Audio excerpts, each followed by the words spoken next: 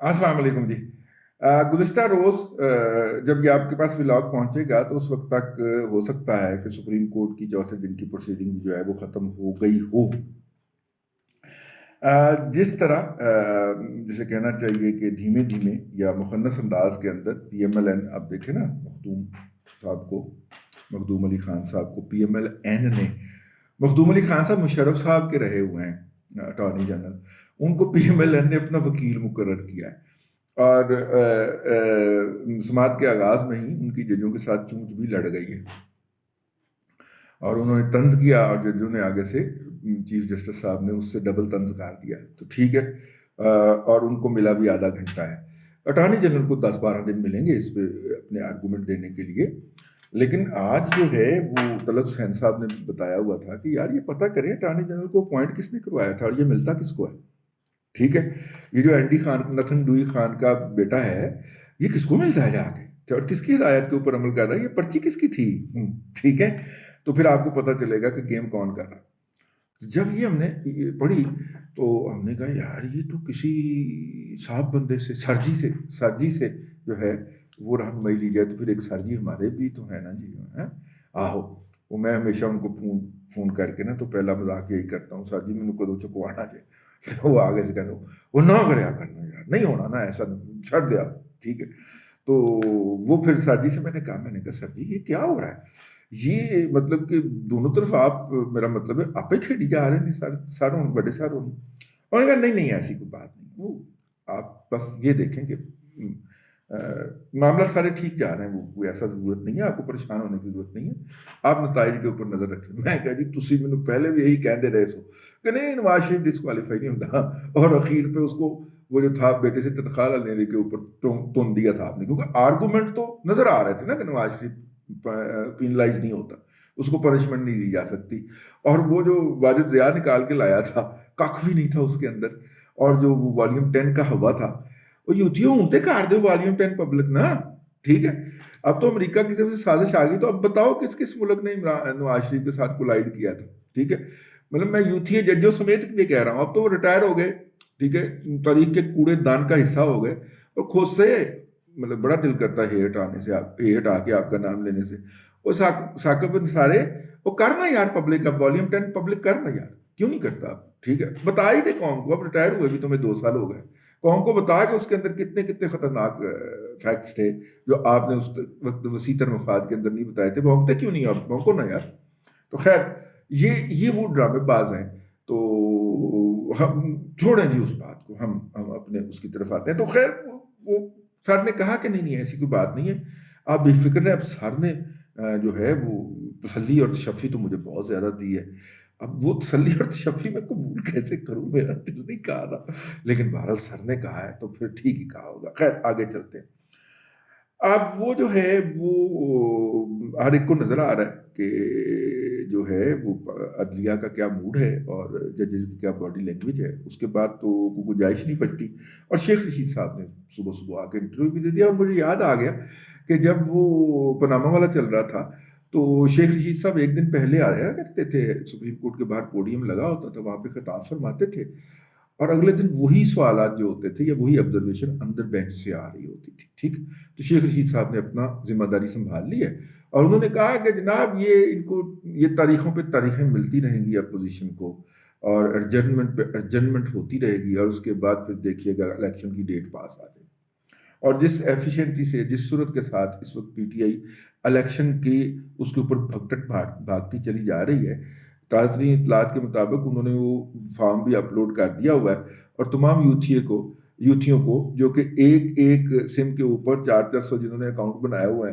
ہیں ان کو کہا گیا ہے کہ جناب اس کے اوپر اپنے آپ کو رجسٹر کروائیں۔ طریقہ واردات کیا ہے وہ میں آپ کو بتا دیتا ہوں۔ طریقہ واردات یہ ہے کہ یہ ایک ایسٹیمیٹ ہے جس کے بارے میں آفیشلی کوئی کیلکولیشن دستیاب نہیں ہے، پھر میں ریپیٹ کر رہا ہوں، جس کے بارے میں پاکستان کے کسی محکمے کے پاس کوئی اتھینٹک کیلکولیشن دستیاب نہیں ہے، ایک گیسٹیمیٹ ہے، ایک گیس ورک ہے کہ جناب اگر ہر سال اتنے لوگ پاکستان سے باہر گئے ہیں اور ان میں سے اتنے پرسنٹ واپس آئے ہیں، تو باقی جو وہاں پہ رہ گئے ہیں وہ اوورسیز پاکستانی ہیں۔ ایگزیکٹ ڈیٹا نہ وہ نائکوب کارڈ سے دستیاب ہے، نہ نادرا کے ڈیٹے کے اندر دستیاب ہے۔ یہ اتنا فالٹی کلیم ہے کہ جب اوورسیز پاکستانیوں کو 2018 کے الیکشن میں کہا گیا کہ وہ ووٹ ڈالیں تو 4,500 مبلغ ووٹ پڑا تھا۔ وہ جو ہوتا ہے سسٹم تھا نا، اب تو خیر وہ انگوٹھے کے ذریعے وہ جعل سازی کرنی ہے نا، لیکن جب وہ تھا سسٹم جس کے ذریعے وہ وہاں پہ ڈیلیور کرتے تھے، وہ کیا تھا، پوسٹل بیلٹ کے ذریعے، جو بھی سسٹم پہلے موجود تھا اس کے ذریعے 4,500 لوگ رجسٹر ہوئے تھے آن لائن ووٹ ڈالنے کے لیے یا اوورسیز ووٹ ڈالنے کے لیے۔ یہ اتنا بڑا جعل سازی کا ہے۔ اب مہاتما کو پتا ہے کہ پاکستان میں تو وہ جیت نہیں سکتا، پاکستان میں اس کے کینڈیڈیٹ سڑکوں پہ نہیں نکل سکتے، ٹھیک ہے، اور جتنے کے وہ آپ نکل رہے ہیں جشن منانے کے لیے، جتنے کے لوگ آ رہے ہیں وہ آپ دیکھ لیں، ٹھیک ہے۔ یہ ابھی میں آپ کو اپنے پچھلے ولاگ میں عرض کر چکا ہوں کہ گلبرگ کے مین بولیوارڈ کے اوپر 2 درجن یوتھیے نہیں تھے جو بیٹھے ہوئے تھے، ٹھیک ہے، لیکن ٹی وی اس کو دکھا رہا تھا احتجاج ہو گیا، احتجاج ہو گیا، وہ والا ٹی وی جو کہ ابھی تک بھی جن کے سگنل پشاور سے آ رہے ہیں وہ بتا رہے تھے، ٹھیک ہو گیا۔ اب آگے چلتے ہیں، اب انہوں نے وہ فارم رکھ دیا ہے اور 40 لاکھ ووٹر کا ہدف ہے، یعنی اگر ایک یوتھیا اپنے موبائل کے اندر 2 سم والا موبائل لے کے اور ہر سم کے اوپر 400 اکاؤنٹ یوٹیوب کے یا میڈیا کے، سوشل میڈیا کے چلا رہا ہے، تو بھائی ووٹ بھی رجسٹر کروا دے گا۔ تو ان پہ امید ہے عمران احمد خان نیازی کی ٹوٹل، اور خاص طور پہ جو ہے وہ ہمارے ہاں سے جو پرسیکیوشن کے نام کے اوپر ایک منورٹی پاکستان سے باہر بھاگ جاتی ہے، بڑی آسانی سے اس کو ویزا مل جاتا ہے ہیومن رائٹس کے اصول کے اوپر، وہ جو ہے اس کے اندر میجورٹی مقدار میں، میں کوئی اس سے زیادہ کہہ کے تو وہ نہیں کہنا چاہ رہا، لیکن وہ بھی ایکٹیو ہیں۔ لیکن 40 لاکھ کسی بھی طریقے سے ووٹر، یار جو آج سے مطلب میں جب گیا تھا، اللہ آپ کا بھلا کرے، جب جاتے ہیں ہم تو پتہ چلتا ہے ہم سے جو لوگوں کا انٹریکشن ہوتا ہے، کسی کی 2nd جنریشن ہوتی ہے، ہمیں کوئی 3rd جنریشن پاکستانی یا سب کانٹیننٹ کا بندہ وہاں پہ نہیں ملتا۔ ابا جی آئے تھے جی، میں اب یہاں پہ ہوں، آپ کبھی انڈیا واپس گئے؟ نہیں میں نہیں گیا۔ آپ کبھی پاکستان واپس گئے؟ نہیں میں نہیں گیا۔ ان جیسے یوتھیوں کو زیادہ تر بخار چڑھا ہوا ہے نا، یہ بیچارے وکٹم ہیں 5th جنریشن میڈیا وارڈ کے، جو ان کو بمبارڈمنٹ کی گئی ہے انفارمیشن کو، ان کا بھی قصور نہیں ہے بیچارے، لیکن وہ اس کے وکٹم ہوئے، ٹھیک ہے۔ اس کے نتیجے کے اندر آپ جب ان سے پوچھیں تو 1st جنریشن آپ کو بہت ریئر ملتا ہے، اور وہ جو ملتا ہے وہ بہت زیادہ ہوتا ہے، جسے کہتے ہیں کہ جذباتی ہوتا ہے، اور یہ جو 2nd جنریشن ہے یہ میجورٹی ہوتی ہے، مطلب ان میں سے زیادہ تر جو ہوتے ہیں جو آپ کے ہتھے چڑھتے ہیں، بے روزگار ہوتے ہیں، وہاں پہ پراپر ایجوکیشن نہیں حاصل کر پائے ہوتے۔ جو وہاں پہ پراپر ایجوکیشن حاصل کر جاتا ہے وہاں کی سوسائٹی اس کو ابزارب کر لیتی ہے اور لوکل سوسائٹی کے اندر پوری طرح جذب ہو جاتے ہیں، ٹھیک ہے، ان کو کبھی یہ یاد نہیں ساتھی۔ 1st جنریشن نہیں، 2nd جنریشن کے بچے جو اس سوسائٹی کے سٹینڈرڈ پہ آ جاتے ہیں، جو وہاں پہ نالائق، مسترد اور ردے ہوئے لوگ ہوتے ہیں۔ ایک کلاس وہ ہے جو which forms the youth which formulate the youth basically۔ دوسرے وہ ہوتے ہیں کہ جنہوں نے وہاں پہ جا کے کسی میر محمد خان اور یہ اعظم وغیرہ جیسے، اعظم سواتی جیسے، یہ وہاں پہ جاتے ہیں، فراڈ کرتے ہیں، کوئی فلوک لگاتے ہیں، اور فلوک لگا کے ان کے پاس انفارمیشن آ جاتی ہے، وہ آ جاتا ہے۔ لیکن وہاں کی سوسائٹی کو تو پتا ہوتا ہے نا کہ اوور نائٹ ویلتھ آئی ہے اس کے، وہ ان کا سسٹم نہ بھی پکڑ سکے ان کو، لیکن وہاں کی سوسائٹی کو پتا تو ہوتا ہے وہاں پہ یہ کبھی بھی رسپیکٹیبل نہیں بن سکتے۔ تو رسپیکٹیبل کیسے بنے؟ اب دولت تو آ گئی، اب میں کلف والے کپڑے پا کے کیوں دس، ٹھیک ہے، یا میں وہ مہنگے قسم کے ڈیزائنر سوٹ پہن کے کس کو دکھاؤں؟ یہ سوسائٹی تو مجھے ایز اے رسپیکٹیبل، تو رسپیکٹ کمانے کے لیے، ٹھیک ہے، پھر وہ پلٹتے ہیں، ایتھے لگا انی لگی ہوئی ہے، ٹھیک ہے، کسے ایک بڑے افسر کو پڑھا گے ہیں، اس کو اتنے پیسے دیں گے، یہ عام نارمل فارمولا ہے۔ وہ خاکسار سے کئی بندے ٹکرائے ہیں کہ فلانے کو ملنا صرف اتنے پیسے اس کو دینے، وہ قبول کر، میں کہ بھائی تم چلا جا، نہیں اپنے گھر نہیں بڑھن دینا، جس کو اس نے پیسے دینے وہ گھر نہیں بڑھن دینا، تو میرے سے یہ مطالبہ کیا جا رہا ہے کہ میں اس کے گھر تک اس کی رسائی دے دوں، کیونکہ میری کہیں تصویر چھپ گئی تھی ان صاحب کے ساتھ کہیں پہ، یا میں نے پروگرام میں ذکر کر دیا تھا کہ میری ان سے یاد اللہ ہے تو اب وہ صاحب جو ہیں کئی سفارشیں لڑا کے مجھ تک پہنچے کہ میں وہاں تک اس کو پہنچا دوں. آبجیکٹو صرف ایک آدھ کے ساتھ مجھے جانے کا اتفاق بھی ہوا. آبجیکٹو صرف یہ تھا کہ میں یہ سے پیسے ڈونیشن وصول کرتے ہوئے تصویر بنا لیں یا ویسے تصویر بنوا لیں. ٹھیک ہے. اور وہ تصویر انہوں نے لے جا کے وہاں پہ اپنا جو بھی ان کا کاروں کا شو روم ہوتا ہے یا کوئی ہوٹل ہوتا ہے وہاں پہ لگانی ہوتی ہے کہ میں فلانے پاکستان کے بڑے مؤثر بندے کے ساتھ بیٹھا ہوتا ہوں. یہ انیل مسرت اس طرح کی واقعات ڈالتا ہے. ٹھیک ہے. وہ تصویریں دکھا کے پھر وہ پتہ نہیں اور کتنی تصویریں کھینچتا ہے اور کتنے لوگوں کو کرتا ہے. اینی ہاؤ یہ جو پورا سین ہے اس وقت بن رہا ہے, یہ پورا جو منظر نامہ بن رہا ہے, اس کے اندر اگر آپ دیکھیں تو جس طرح وہ عدلیہ والا کام چل رہا ہے اور جس طرح اس عمران خان صاحب جو ہیں وہ نت نئے فیصلے تیزی کے ساتھ لیتے جا رہے ہیں, وہ بیسیکلی اپوزیشن کو اس خلجگن میں ڈال رہے ہیں اور کہ جناب وہ یہ سوچنا شروع کر دیں کہ الیکشن والی بس کہیں مس نہ ہو جائے. ٹھیک ہے. اور انہوں نے جناب ٹکٹیں دینے کے لیے وہ بھی انوائٹ کر دیا ہے اس کو کیا کہتے ہیں اپنے لوگوں کو کہ جناب آپ کو اگلے الیکشن کے لیے ہم ٹکٹیں بھی دیں گے. اب یہ مائنڈ گیم ہے. اس مائنڈ گیم کے اندر بظاہر تو یہی نظر آ رہا ہے کہ وہ جو جنیجو کی اسمبلیاں ٹوٹی تھیں اور اس پہ جو جنرل مرزا صاحب ہیں, جنرل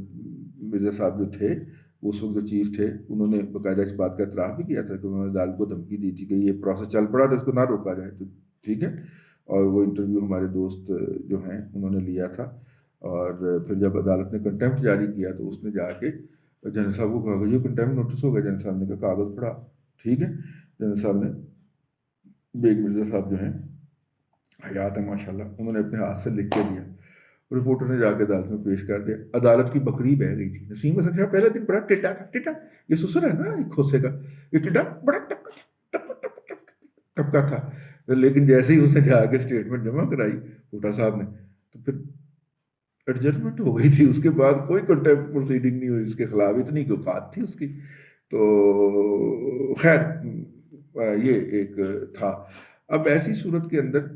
دیکھیں اب کیا ہوتا ہے کیا نہیں ہوتا. سارے تو کھوسوں کے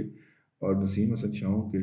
اور ارشاد حسن خانوں کے یہ ورثہ ہی بیٹھے ہوئے ہیں یہاں پہ. انہی کی لگائی ہوئی پنیریاں ہیں, انہی کے لگائے ہوئے پودے ہیں اور وہی تعصبات جو ہیں وہ پاکستانیوں اور محب وطن پاکستانیوں کے خلاف ان کے دلوں میں ہیں. مولوی وہ جسٹس منیر جو تھا اپنا جو کہ بجا کے وقت چیف جسٹس بھی تھا اور سیکرٹری لاء بھی تھا, یہ گند وہ ڈال کے گیا ہوا ہے. اور جسٹس منیر کن کا ایجنٹ تھا